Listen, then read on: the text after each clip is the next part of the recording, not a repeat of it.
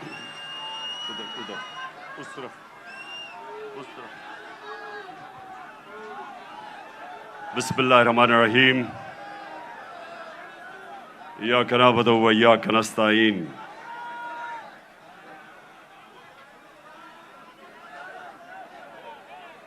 میں آج آپ سب سے جو اندر بھی بیٹھے ہیں اور جو باہر سارے لوگ کھڑے ہیں،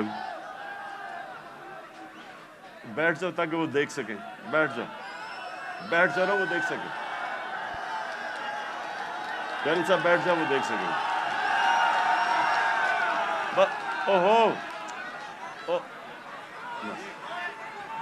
تھوڑا پیچھے. اچھا جی، بسم اللہ الرحمن الرحیم. میں یہ چاہتا ہوں کہ آج بڑی خاموشی سے میری بات سنیں، تاکہ یہ ایک بڑا مبارک دن ہے. اور جو میں آج آپ کے سامنے اپنے نبی صلی اللہ علیہ وآلہ وسلم کے متعلق اور آج اس دن کے متعلق جو بات کروں گا، میں چاہتا ہوں ذرا بڑی خاموشی سے، اور آپ نے ایک ایسے میری بات سننی ہے کہ وہ آدمی جو اپنے بچوں کو جس طرح سمجھانے کی کوشش کرتا ہے، سیدھے راستے پہ لگانے کی اپنے بچوں کو کوشش کرتا ہے، جس طرح باپ یا ماں باپ، وہ یہ نہیں کہ ماں باپ نے زندگی میں کوئی غلط کام نہیں کیے، یہ نہیں کہ ماں باپ کوئی فرشتے ہوتے ہیں، لیکن ماں باپ کی ہمیشہ یہ کوشش ہوتی ہے کہ ہم اپنے بچوں کو اپنی غلطیوں سے سیکھ کے ہم بچوں کو وہ سکھائیں تاکہ وہ غلطیاں نہ کریں جو ہم نے زندگی میں کی تھی. تو میری کوشش یہ ہے کہ آج اپنی زندگی، جو میں نے 70 سال کی زندگی گزاری ہے، اس سے میں آپ کو، اپنی قوم کو، جس طرح میں اپنے بچوں کو بتاتا ہوں کہ میں نے زندگی سے کیا سبق سیکھے اور میری زندگی سیرت نبی سے بدلی کیسے. میں کوئی اسلام کا اسکالر نہیں ہوں، میں اپنے آپ کو کوئی عالم نہیں سمجھتا، میں اپنے آپ کو ایک طالب علم سمجھتا ہوں جو ہر روز سیکھنے کی کوشش کرتا ہے. لیکن اللہ کا شکر ہے کہ عاشق رسول ہونے کے لیے آپ کو کوئی ڈگری نہیں چاہیے. ہمارے دل میں اگر اس کی اللہ محبت ڈال دیتا ہے تو وہ چاہے ان پڑھ ہو، چاہے کوئی اسکالر ہو، میں سمجھتا ہوں کہ وہ بڑا خوش قسمت انسان ہوتا ہے، کیونکہ اس کی زندگی بدلنی شروع ہو جاتی ہے اگر جب وہ اپنے نبی سے عشق کرتے ہیں اور اس راستے پہ چلیں. تو میں پہلے آپ کو یہ واضح کر دوں کہ میں صرف اپنی زندگی کے تجربے سے آپ کو آج بات کر رہا ہوں اس مبارک دن پہ، کیونکہ دیکھیں میں نے ہر قسم کی زندگی دیکھی ہے. کرکٹ سٹار، گلیمر، مغربی زندگی، اپنا ملک، ہر قسم کی میں زندگی پہ دیکھ کے تو آج آپ سے بات کر رہا ہوں. سب سے پہلے ابھی آپ نے جو یہ فلم دیکھی، اس میں دنیا کی تاریخ کا سب سے بڑا انقلاب آپ نے دیکھا. دنیا کی تاریخ میں کبھی اتنا بڑا انقلاب نہیں آیا. 622 سب یہ تاریخ یاد کر لیں کہ 622 میرے پیارے نبی صلی اللہ علیہ وسلم ہجرت کرتے ہیں مدینہ، 632 وہ دنیا سے چلے جاتے ہیں، پردہ کر دیتے ہیں۔ ان 10 سالوں کے اندر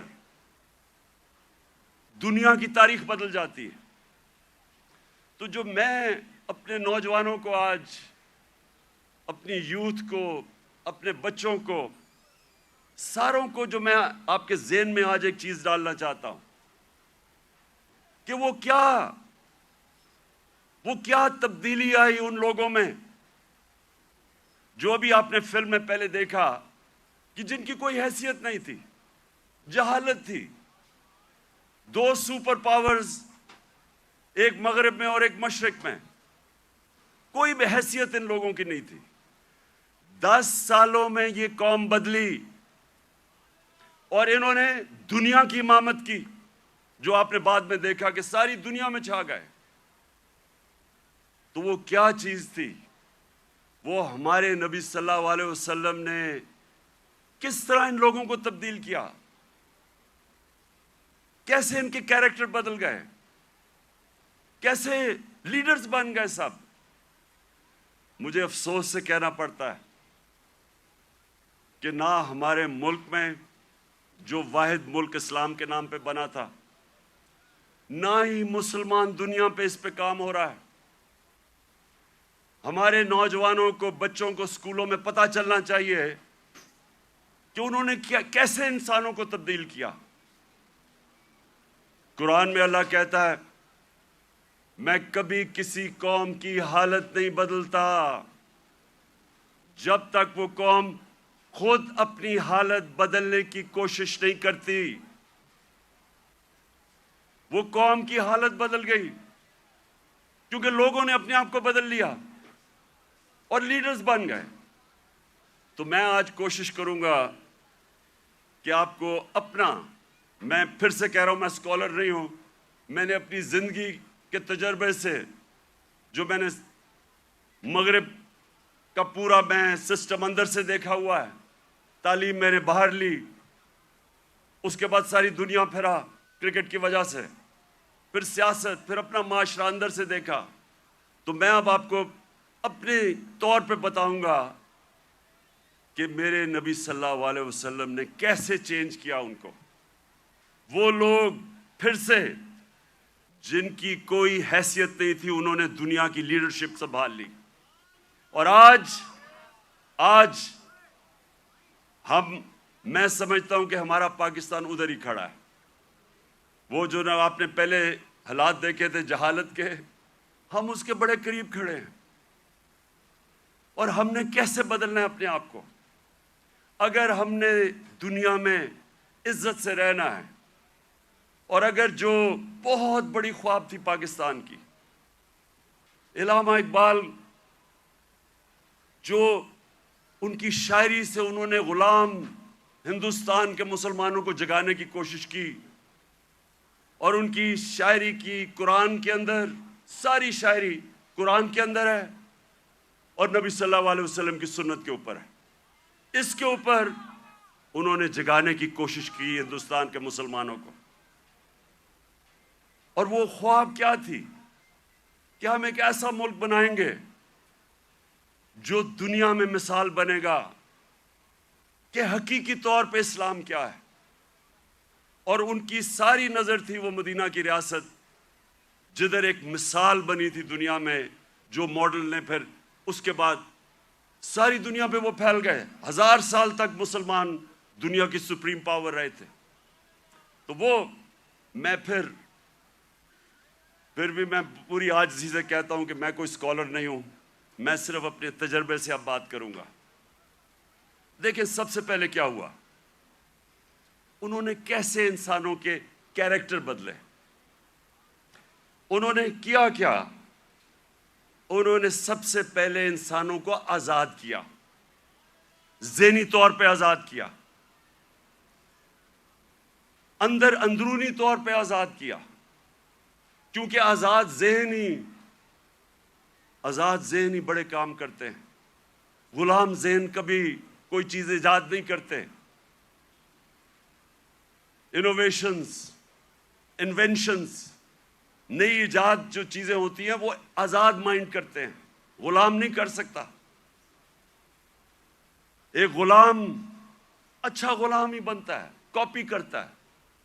آزاد ذہن بڑے کام کرتا ہے، اور اس کی وجہ کئی 100 سال تک سارے دنیا کے ٹاپ سائنٹسٹ مسلمان تھے، اور وہ اس کی بنیاد رکھی گئی مدینہ میں. تو سب سے پہلے انہوں نے کیا کیا؟ میری زندگی میں جو سب سے بڑی رکاوٹ ایک انسان کی پرواز میں ہے وہ ہے خوف. اور میں بار بار یہ اپنی قوم کو بتاتا رہتا ہوں کہ جو خوف کا بت ہے اس کا توڑنا بڑا ضروری ہے. تو میرے نبی صلی اللہ علیہ وسلم تو جو قرآن تھی وہ چلتے پھرتے قرآن تھے. تو قرآن کے اندر جو واضح طور پہ لکھا ہوا ہے کہ جو لوگ ایمان لے آئے اللہ ان کے خوف دور کر دیتا ہے. خوف کا سب سے بڑا خوف موت کا. اللہ نے کہا زندگی موت میرے ہاتھ میں ہے. لوگ ابھی بھی ڈرتے ہیں موت سے، جب پتہ ہے کہ اللہ نے فیصلہ کیا ہوا کہ جب میں چاہوں گا تو اس سے پہلے نہیں جاؤ گے. عزت ذلت اللہ کے ہاتھ میں. لوگ ڈرتے ہیں کہ ہم ذلیل ہو جائیں گے. میں جب سے سیاست شروع کی لوگ مجھے کہتے تھے جی سیاست بہت بری چیز ہے، آپ کو ذلیل کر دیں گے وہ. اور پھر رسک، لوگ اپنی نوکریاں نہیں چھوڑتے، غلط کام کرتے ہیں، غلط آرڈر لیتے ہیں صرف اس لیے کہ جی میری نوکری نہ چلی جائے، میرا رزق نہ چلا جائے. اللہ نے کہا وہ میرے ہاتھ میں ہے. یہ بڑا امپورٹنٹ ہے آپ کے لیے سمجھنا کہ وہ کیسے چینج آئے مدینہ کے لوگوں. وہ آزاد ہو گئے، ان کی پرواز اوپر جانی شروع ہو گئی. میں اپنی زندگی سے آپ کو بتاؤں، جیسے جیسے اللہ نے، اور جو اس کا سب سے بڑا تحفہ ہے ایمان کا، جیسے جیسے میں نے نبی صلی اللہ علیہ وسلم کی زندگی کو پڑھنا شروع کیا، سیرت نبی کو سمجھنا شروع کیا، تو یہ آہستہ آہستہ میرے بت ٹوٹتے گئے. یہ نہیں کہ میرے میں بھی خوف نہیں تھا، میرے میں بھی خوف تھا. مجھے بھی یہ ہوتا تھا کہ جی لوگ مذاق اڑائیں گے، لوگ ہنسیں گے آپ کے اوپر. مجھے بھی میں تو بلکہ زیادہ، مجھے بچپن میں بہت ہی شرم آتا تھا، تقریر ہی نہیں ہوتی تھی لوگوں کے سامنے. تو مجھے ہمیشہ خوف ہوتا تھا کہ اچھا جی لوگ مذاق اڑائیں گے. جیسے جیسے ایمان آتا گیا، میں نے نبی کی سیرت سمجھتا گیا، آہستہ آہستہ یہ بت ٹوٹتے گئے. پہلا بت جو میرا ٹوٹا وہ یہ کہ یہ جی آپ ذلیل ہو جائیں گے، آپ کو اگر پالیٹکس میں آئیں گے آپ ذلیل ہو جائیں گے. یہ جو بت ہے یہ میں آپ سب کو آج بتا رہا ہوں. یہ اس لیے کہ ہماری ایمان کمزور ہوتا ہے. آج جتنا مجھے، جب سے میں سیاست میں آیا ہوں، جتنا مجھے برا بھلا کہا گیا، اگر مجھے ذلت کا ڈر ہوتا تو میں بڑی پہلے چھوڑ کے چلا گیا ہوتا. جس طرح کہ میرے اوپر ذاتی اٹیکس، ہر قسم کے میرے اوپر، جس طرح کی انہوں نے گندگی میرے اوپر پھینکی ہے 20 سالوں میں، 26 سالوں میں، کسی اور سیاستدان پہ نہیں پھینکی. فیملی کو نہیں چھوڑا، گھر کی خواتین، کسی کو نہیں چھوڑا انہوں نے. لیکن کیا یہ اب آپ کے سامنے ہے، میں اپنی ساری قوم کے سامنے کہہ رہا ہوں، کیا مجھے انہوں نے ذلیل کرنے میں کامیاب ہو گئے؟ میں آپ کو آج سب کو کہہ رہا ہوں، پچھلے 6 مہینے میں جتنی مجھے اللہ نے عزت دیا، مجھے ساری زندگی میں کبھی اتنی عزت نہیں ملی.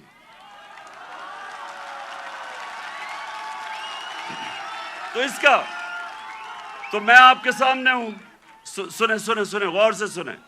یہ جلسہ نہیں ہے، یہ غور سے سنیں، کیونکہ میں نے آج آپ کو اپنی زندگی سے سمجھا رہا ہوں کہ اگر انسان کے ہاتھ میں ذلت ہوتی تو آج میں بڑا ذلیل ہو چکا ہوتا. میڈیا یہ کنٹرول کرتے ہیں، میڈیا کو پیسے یہ دیتے ہیں، لفافے دیتے ہیں. مجھے تو ذلیل ہو جانا چاہیے تھا. میں اس لیے اپنی قوم کو کہہ رہا ہوں کہ کبھی اپنے یہ جو بت ہے کہ جی مجھے کوئی ذلیل کر دے گا، یہ یاد رکھے اللہ نے اپنے ہاتھ میں رکھی ہوئی ہے عزت اور ذلت. دوسری چیز موت کا ڈر. سب کی طرح مجھے بھی موت کا ڈر تھا. میں جب پالیٹکس میں آیا اس سے پہلے میں نے اس خوف کے اوپر قابو پایا، کیونکہ میرا ایمان جیسے جیسے مضبوط ہوتا گیا میرا یہ خوف جاتا گیا، اور میں جب اس نتیجے پہ آیا کہ جب اللہ کا فیصلہ ہوگا اس سے پہلے مجھے کوئی نہیں لے جا سکتا، تب میں سیاست میں آیا۔ میں کینسر ہاسپٹل میں 5 سال میرا آفس تھا، میں نے جب کینسر ہاسپٹل بنایا 5 سال میرا آفس تھا وہاں۔ اپنے سامنے میں نے دیکھا 3 میرے دوست وہاں آئے اچھے بھلے چیک اپ کروانے کے لیے، اور 6 مہینے میں تینوں چلے گئے۔ تو یہ جو ہم سمجھتے ہیں کہ ہم اگر سیف کھیلیں گے تو شاید ہم موت سے بچ جائیں گے، یا کہ ہم اگر اپنے ایمان کے مطابق چلیں گے تو شاید جلدی موت آ جائے، یہ غلط فہمی میں نکال دیں اپنے ذہن سے۔ یہ سب سے بڑا خوف ہے، اور یہ انسان کو روکتا ہے بڑے کاموں سے۔ اور تیسری چیز یہ رسک، کہ جی میری نوکری چلی جائے گی، پیسہ کدھر سے آئے گا؟ محنت انسان کرتا ہے، فیصلہ اللہ کرتا ہے۔ تو یہ جو 3 چیزیں ہیں یہ انسان کو آزاد کر دیتی۔ اور پھر جو بڑا بت ہے، میں کا بت، جو انسان اپنے سے باہر نہیں نکلتا، جو سب سے بڑی جہاد ہے، جہاد اکبر، اپنی نفس کے خلاف، اپنی میں کو کنٹرول کرنے کے لیے، یہ بہت بڑا بت ہے۔ اپنی ذات کے لیے، اپنے آپ کے لیے انسان سمجھتا نہیں ہے کہ اس کو اللہ نے کتنا بڑا مقام رکھا ہے۔ اس کی ویژن، جو انسان اپنے لیے زندگی گزارتا ہے وہ چھوٹا سا انسان بن جاتا ہے۔ جتنا مرضی اللہ اس کو نواز دے، جتنے مرضی پیسے دے دے، علم دے دے، جو اپنی ذات کے لیے زندگی گزارتا ہے وہ آج تک دنیا کی تاریخ میں بڑا انسان نہیں بن سکا۔ لوگ کس کو یاد رکھتے ہیں؟ ہم بڑے ہو رہے تھے لاہور میں تو سارے گنگا رام کو یاد رکھتے تھے۔ گنگا رام کو کیوں؟ اس نے ہسپتال بنایا تھا انسانوں کے لیے۔ سارے جو اللہ کے برے صغیر میں بڑے بڑے جو صوفی آئے، ولی اللہ آئے، آج بھی ان کے مزاروں پہ دیکھیں لاکھوں لوگ جاتے ہیں۔ کیوں جاتے ہیں؟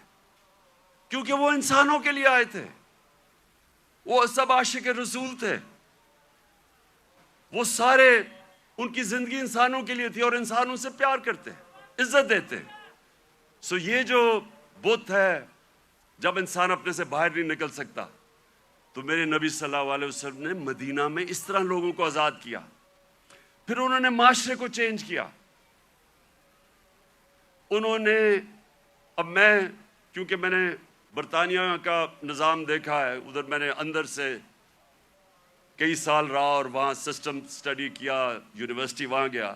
اب دیکھیں انہوں نے مدینہ میں سب سے پہلے چیز کیا کی؟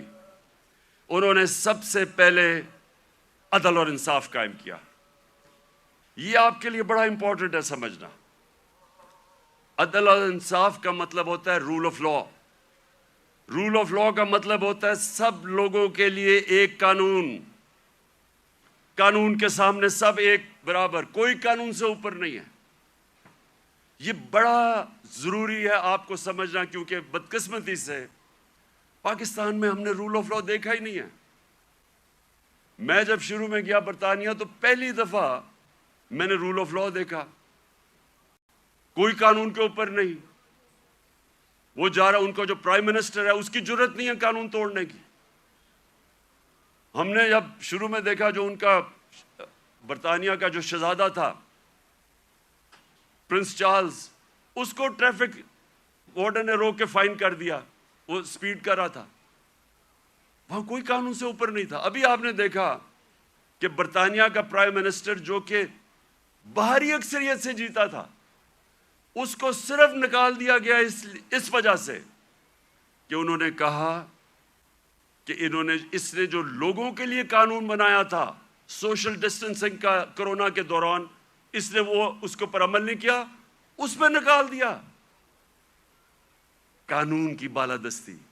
اور یہ میرے نبی صلی اللہ علیہ وسلم نے مدینہ میں کہا کہ میری بیٹی بھی اگر جرم کرے گی تو اس کو سزا ملے گی. کوئی قانون سے اوپر نہیں ہے. انہوں نے جو عدل اور انصاف کا نظام قائم کیا، یہ یاد رکھیں کہ پہلے عدل اور انصاف آیا پھر خوشحالی آئی. یہ نہیں کہ پہلے خوشحالی آئی اور پھر انصاف ہوا. انصاف کی وجہ سے خوشحالی آتی ہے معاشرے میں. جو آج دنیا کے اندر ایک انڈیکس ہے، اسے کہتے ہیں رول آف لا انڈیکس، کہ کن معاشروں میں دنیا میں قانون کی بالادستی ہے اور کن معاشروں کے اندر جنگل کا قانون ہے، یعنی جس کی لاٹھی اس کی بھینس. آپ کو حیرت ہوگی سن کے کہ جس ملک میں سب سے زیادہ قانون کی حکمرانی ہے، یعنی انصاف ہے، جو مدینہ کی ریاست میں قائم کیا گیا، وہ ہے سوئٹزرلینڈ. سوئٹزرلینڈ میں 99.9% رول آف لا انڈیکس ہے، یعنی مکمل انصاف ہے. وہاں کوئی انسان قانون کے اوپر نہیں ہے. سب سے خوشحال جگہ ہے سوئٹزرلینڈ. وسائل ہے ہی نہیں. اور سب سے کم رول آف لا انڈیکس پہ کون ہے؟ نائجیریا، 7%. وہ ہے تقریباً 100%، وہ ہے 7%. نائجیریا سب سے زیادہ افریقہ میں تیل نائجیریا میں ہے. اسے تو بڑا امیر ہونا چاہیے وسائل کے حیثیت سے. سوئٹزرلینڈ میں تو سوائے گائے اور پہاڑوں کے ہے ہی کچھ نہیں. وہ سب سے خوشحال ہے. اور نائجیریا میں سب سے زیادہ غربت ہے، کیونکہ قانون ہی نہیں ہے، انصاف ہی نہیں ہے. وہاں بھی اوپر تکڑے لوگ بیٹھے ہوئے ہیں جو کہتے ہیں ہم قانون کے اوپر ہیں. قانون صرف کمیوں کے لیے ہے. ادھر بھی کوئی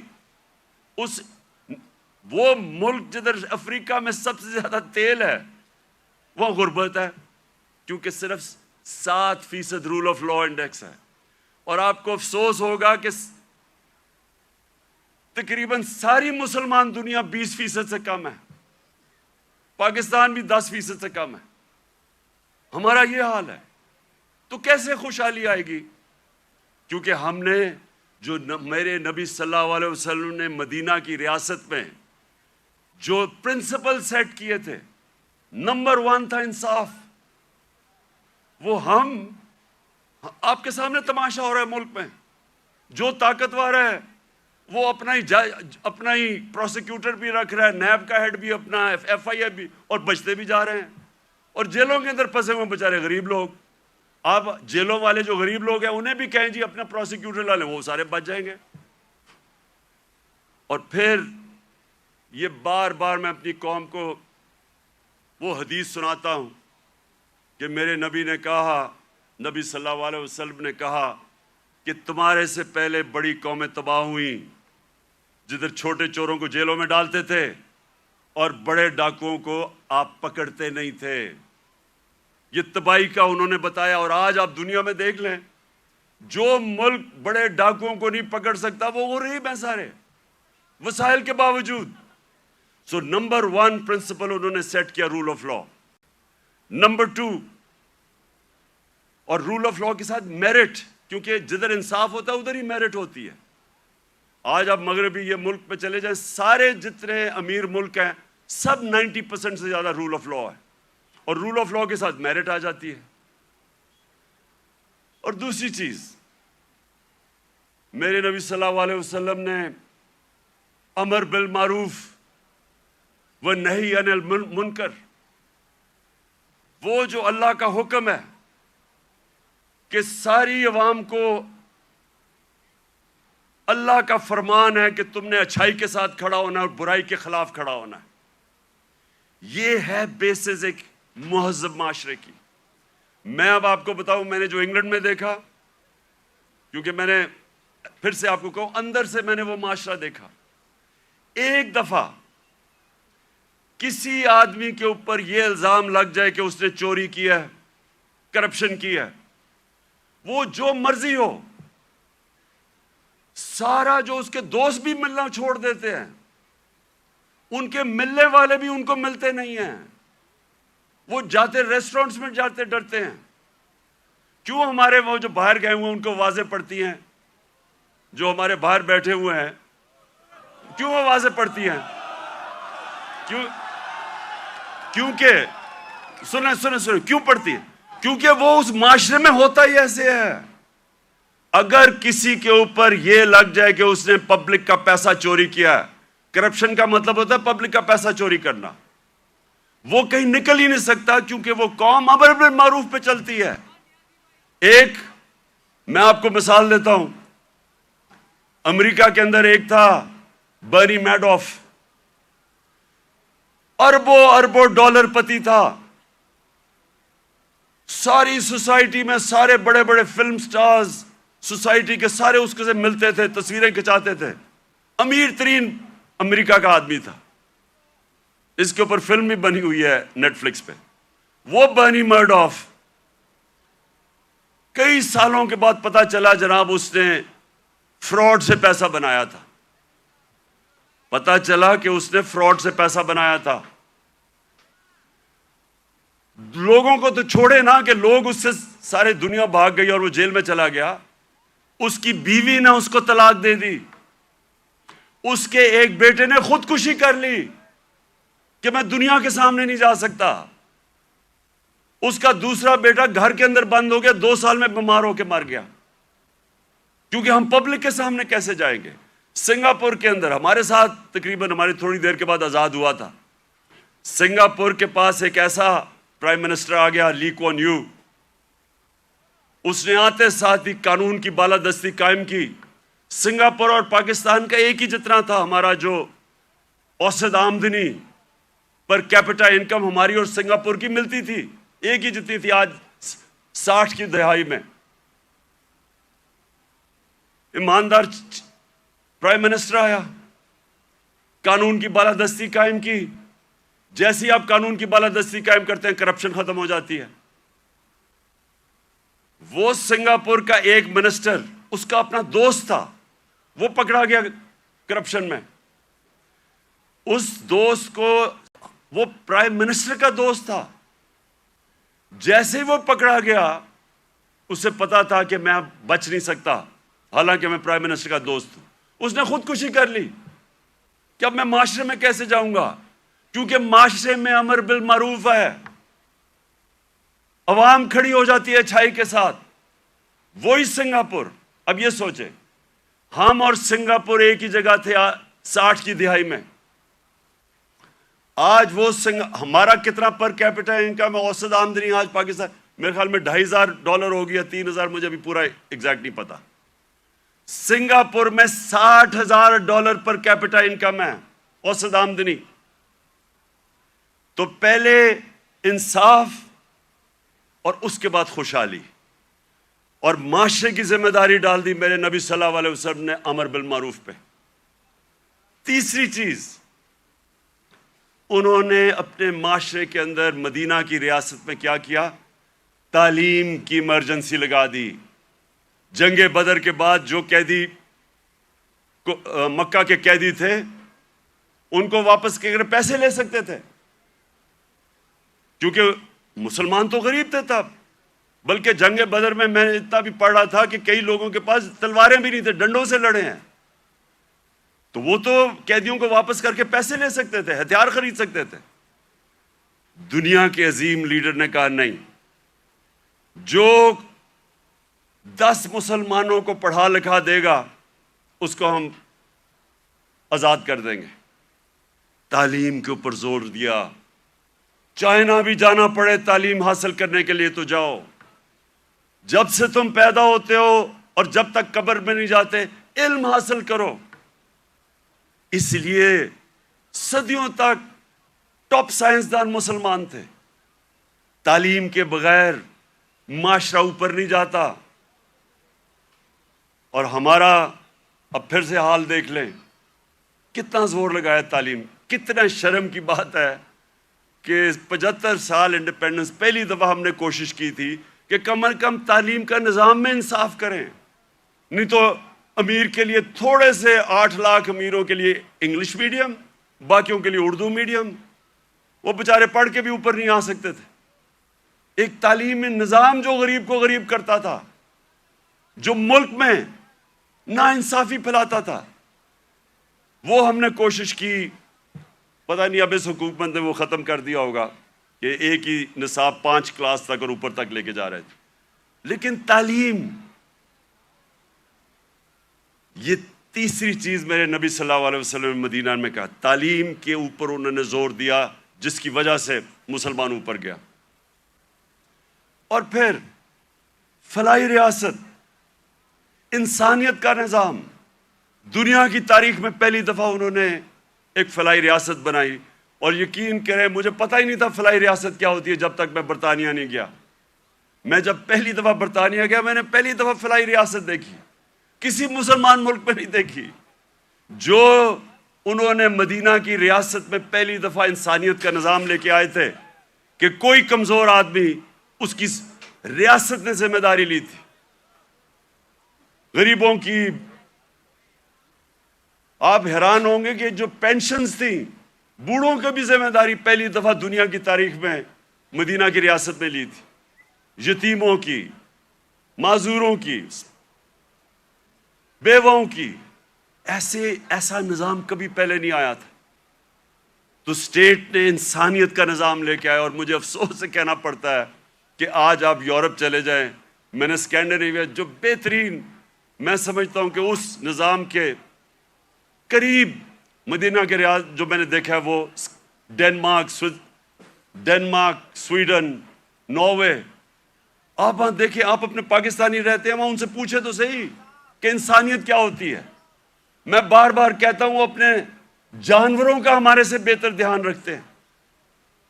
وہ حضرت عمر کا قول تھا کہ اگر کتا بھی بھوکا مرے میری ریاست میں تو میں ذمہ دار ہوں. آج ادھر آپ دیکھ لیں، ان کا RSPC ہے. کتے آپ کو سڑکوں پہ نہیں نظر آئیں گے، وہ ان کو ہومز دیتے ہیں، ان کو کھلاتے ہیں پلاتے ہیں. یعنی وہ جو ہم نے دنیا میں شروع کیا تھا، جو میرے نبی صلی اللہ علیہ وسلم نے انسانیت کا نظام دنیا میں شروع کیا تھا، وہ آج ان ملکوں میں مل رہے ہیں جو مسلمان نہیں ہیں. اور یہ یاد رکھیں، یہ کبھی نہیں ہمیں بھولنا چاہیے کہ اللہ نے خطاب میرے نبی صلی اللہ علیہ وسلم کو رحمت للعالمین کہا تھا. سب انسانوں کے لیے رحمت بن کے آئے تھے، جس طرح میرا رب العالمین ہے. اس کا کیا مطلب ہے؟ سب سے پہلے تو جو میثاق مدینہ تھا، انسانوں کو اکٹھا کیا گیا. جو میثاق مدینہ چارٹر، مدینہ کا جو چارٹر تھا، جو پہلی کانسٹیٹیوشن تھی، بلکہ دنیا میں کہتے ہیں کہ دنیا میں پہلی کانسٹیٹیوشن تھی، اس میں انسانوں کو اکٹھا کیا گیا. وہاں عیسائی تھے، وہاں مسیح برادری تھی، وہاں یہودی تھے، ان سب کو اکٹھا کیا گیا. انسانوں کو تقسیم نہیں کیا گیا، اکٹھا کیا گیا. تو یہ لیڈر کی نشانی ہوتی ہے کہ لوگوں کو، انسانوں کو اکٹھا کرتا ہے، تقسیم نہیں کرتا. لیکن اس کا ایک اور بھی مطلب ہے کہ جو بھی معاشرہ میرے نبی صلی اللہ علیہ وسلم کے احکامات پہ چلے گا، جو بھی ان کی سیرت پہ چلے گا، وہ مسلمان ہیں یا نہیں ہیں، اللہ کی ان کی برکت آ جائے گی ان کے اوپر، کیونکہ وہ رحمت للعالمین تھے. اگر صرف ان کی سیرت پہ چل کے مسلمانوں کو ہی فائدہ ہونا تھا تو اللہ ان کو رحمت للعالمین نہ کہتے، رحمت المسلمون ہوتے وہ.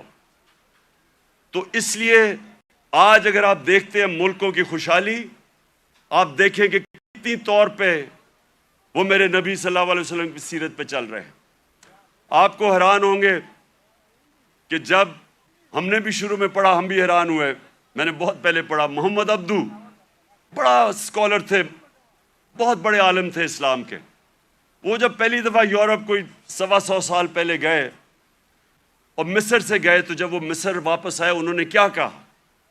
انہوں نے کہا میں یورپ گیا تھا، وہاں مسلمان تو نہیں نظر آئے، لیکن بڑا اسلام نظر آیا. اور جب واپس مصر آئے تو کہتے ہیں مسلمان تو بہت ہیں، اسلام بہت کم نظر آ رہا ہے.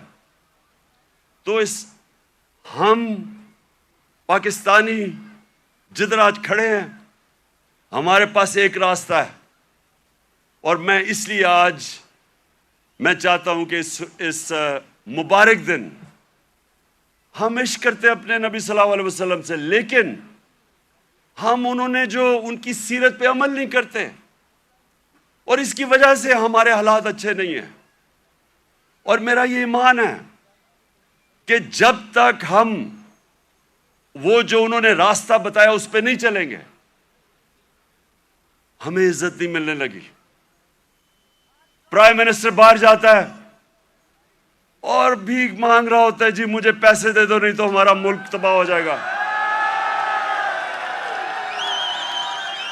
سب 22 کروڑ لوگوں کے لیے، ہم سب کے لیے شرمناک ہے کہ وہ ملک جس کا نعرہ تھا پاکستان کا مطلب کیا، لا الہ الا اللہ، یہ بڑا نعرہ ہے، یہ دعویٰ ہے بہت بڑا، یہ اللہ سے وعدہ ہے کہ اللہ تیرے سوا کوئی خدا نہیں ہے۔ وہ آج ایسے پھر رہا ہے دنیا میں، کوئی آتا ہے گورے رنگ کا، کوئی باہر سے آ جاتا ہے، سارے گر جاتے ہیں اس کے سامنے۔ نہ عزت ہے، نہ آزادی ہے۔ جو حکم ملتا ہے کہ اچھا جی روس سے تیل نہیں لینا، ہم نہیں لیتے کیونکہ حکم آیا باہر سے۔ تو میرے پاکستانیوں، ہمیں آج اس مبارک دن پہ اپنے ریفلیکٹ کرنا ہے، غور اور فکر کرنا ہے کہ ہم نے کیسے اس قوم کو اس قوم ادھر پہنچانا ہے جس کے لیے یہ ملک بنا تھا۔ یہ ملک اس لیے نہیں بنا تھا کہ تھوڑے سے لوگ، 1% لوگ امیر ہو جائیں اور پیسے بنائیں اور قانون کے اوپر چلے جائیں اور باقی لوگ ان کی غلامی کریں، اس لیے نہیں ملک بنا تھا۔ ملک بنا تھا، ایک بڑا خواب تھا کہ ہم ان پرنسپلز پہ چلیں گے، اور دنیا کی تاریخ شاہد ہے کہ وہ 10 سالوں کے اندر، 10 سال، زیادہ دیر نہیں، 10 سالوں کے اندر وہ قوم کھڑی ہو گئی تھی۔ پہلے 4-5 سال تو مشکل سے، پہلے 4-5 سال تو امہ سروائیو کر رہی تھی بڑی مشکلوں سے، کبھی جنگ احد، پھر جنگ خندق، بڑی مشکلوں سے امہ نے اپنے آپ کو بچایا، قربانیاں دے کے اپنے آپ کو بچایا۔ اس کے بعد وہ پھر ان کا عروج شروع ہوا۔ قومیں قربانیاں دے کے بنتی ہیں، قومیں بھیک مانگ کے اور قرضے دے کے اور دوسروں کے سامنے ذلیل ہو کے نہیں قومیں بنتی۔ قومیں بنتی ہیں جب، جس طرح دنیا کے عظیم لیڈر نے اپنی مثال دی کہ جب جنگ خندق کے اندر مشکل وقت تھا، کھانا پینا نہیں تھا کیونکہ وہ چاروں طرف مکہ کے وہ کفار نے گھیرا ہوا تھا ان کو، تو لوگوں کو کہا پیٹ ایک پتھر باندھو پیٹ پہ، اپنے پیٹ پہ 2 پتھر باندھے ہوئے تھے۔ لیڈر نے قربانی دے کے اپنی قوم کو کھڑا کیا تھا۔ اور یہ وہ قوم اللہ نے جس کو ہر قسم کی نعمتیں بخشی ہیں، ہمیں 12 موسم، ہر قسم کی، یہاں آپ کو اندازہ ہی نہیں ہے۔ میں تو 3.5 سال میں اقتدار میں پتہ چلا کہ اللہ نے کیا دیا ہے۔ لیکن ہمیں کیریکٹر چاہیے، ایک کیریکٹر چاہیے ایک بڑی قوم بننے کے لیے، جو ہمارے نبی صلی اللہ علیہ وسلم نے ان کو آزاد کیا تھا، ان کا کیریکٹر اٹھایا تھا۔ ایسا کیریکٹر تھا کہ انڈونیشیا اور ملیشیا کے اندر کوئی مسلمان فوج نہیں گئی، صرف مسلمان تاجروں کی وجہ سے، ان کے کیریکٹر کو دیکھ کے لوگ مسلمان ہو گئے۔ حضرت معین الدین چشتی جب راجپوتانہ میں آئے تو وہاں تو کوئی مسلمان ہی نہیں تھا، راجپوتانہ میں تو کوئی مسلمان نہیں تھا۔ جب وہ گئے تو لاکھوں لوگ ان کے جنازے پہ آئے۔ کیریکٹر سے انہوں نے بدلا۔ جو ساری جو 10 سال تھے، 622 اور 632، ٹوٹل لوگ کہتے ہیں جی تلوار سے اسلام پھیلا۔ جو ٹوٹل جو مسلمان اور جن کا مقابلہ تھا مخالف، جو ٹوٹل لوگ جنگوں میں مرے تھے وہ 1200-1300 تھے۔ 1200-1300 10 سال میں لوگ جنگوں میں مرے تھے۔ فکری انقلاب تھا، ذہن بدل گئے تھے، اور ذہنوں نے انسان کو بڑا انسان بنایا تھا، آزاد ذہنوں نے۔ تو آج میں اس لیے یہ بڑا مبارک دن ہے کہ ہم سب کو آج اپنے ملک کو اٹھانے کے لیے اپنا کیریکٹر غور کرنا چاہیے کہ ہم اپنے آپ کو کیسے بدل سکتے ہیں۔ نبی کی سیرت پہ چلیں۔ میں نے رحمت اللہ عالمین اتھارٹی بنائی، مقصد اس کا کیا تھا کہ ہمارے بچوں کو سیرت نبی سے ان کا کیریکٹر مضبوط کریں۔ یونیورسٹی کالجز کے اندر ڈیبیٹس ہوں، سارے ڈسکس کریں، ہمارے انٹلیکچ ہماری جو اسکالرز ہیں وہ ڈسکس کریں کہ اللہ نے کیوں ہمیں حکم دیا ہوا ہے کہ نبی کی سنت پہ چلو ہماری بہتری کے لیے، اور وہ کیا انہوں نے قدم کیا کرے، کیسے چینجز کیے۔ ایک ایسے اتنی دنیا میں اتنے تھوڑے وقت، دنیا کی تاریخ میں اتنے تھوڑے وقت کبھی اتنے گریٹ لوگ نہیں آئے۔ ہر انسان کوئی نہ کچھ بن گیا۔ اگر یہ مغرب میں ہوتے آج یہ فینومینا، تو ایک کے اوپر کتابیں لکھی جا رہی ہوتی۔ حضرت خالد بن ولید پہ کتابیں لکھی جا رہی ہوتی، ان کے اوپر ریسرچ ہوتی کہ وہ کیا تھا، کبھی وہ جنگ ہی نہیں ہارے، اور ہر کوئی جنرل بن گیا۔ حضرت بلال 2 کیمپینز میں وہ لیڈ کر کے گئے، ایک غلام ایک جنرل بن گیا۔ اس کے اوپر کبھی کام نہیں کیا، ہمارے اسکالرز نے نہیں کام کیا۔ رحمت اللہ عالمین اتھارٹی کا مطلب ہی یہ تھا کہ اسکالرشپ آئے اور وہ کام کرے اس پہ، تاکہ اپنے یوتھ کو تو بتائے، کیونکہ اگر آپ نہیں بتائیں گے ان کے اوپر تو مغربی کلچر کی جلغار ہوئی ہے۔ موبائل فون سے بچوں کو وہ مٹیریل مل رہا ہے جو انسانی تاریخ میں نہیں بچے اب کو ملا۔ تو جب تک آپ ان کو سیرت نبی سے ان کو مضبوط نہیں کریں گے، وہ کیسے، یہ جو اتنا آنسلاٹ ہے ایک وہ کلچر کا جو بالکل مختلف ہے ہمارے دین سے، ہماری تاریخ سے، ہمارے کلچر سے، وہ کیسے مقابلہ کریں گے ان کو جب تک ان کو آپ مضبوط نہیں کریں گے۔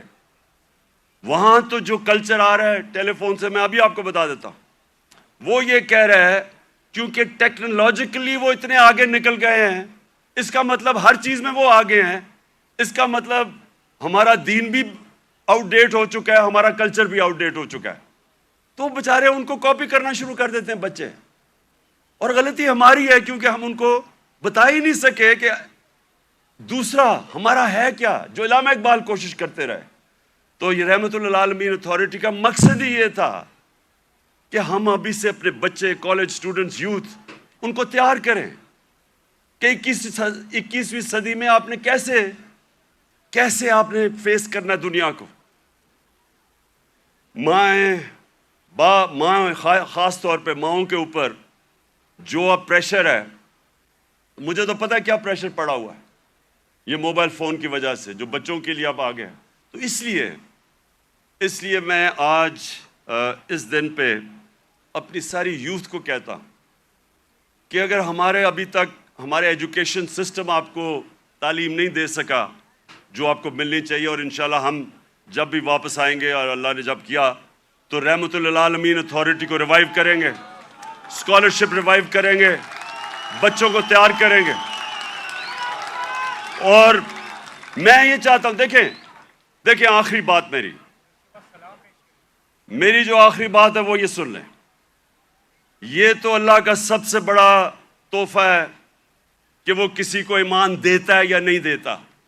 کوئی کسی کو زبردستی دین میں نہیں لا سکتا، لیکن ہمارا فرض یہ ہے کہ کم از کم ہم اپنی یوتھ اور بچوں کو ان کی فاؤنڈیشن تو بنا دیں، ان کی بنیاد تو رکھ دیں، ان کو بتا تو دیں کہ آپ کا دین، اور خاص طور پہ شروع ہمیشہ سیرت نبی سے کریں، اس کے بعد قرآن کی تعلیم دیں۔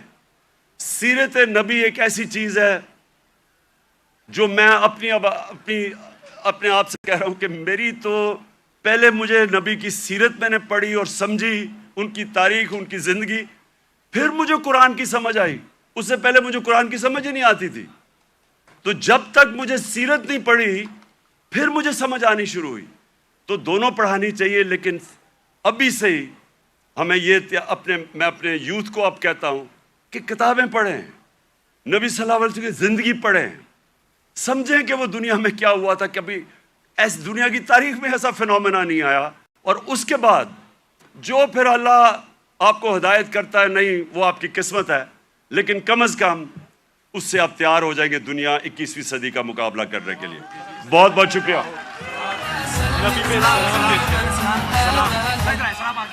سلام. اب ہم سب مل کے سلام پیش کریں گے.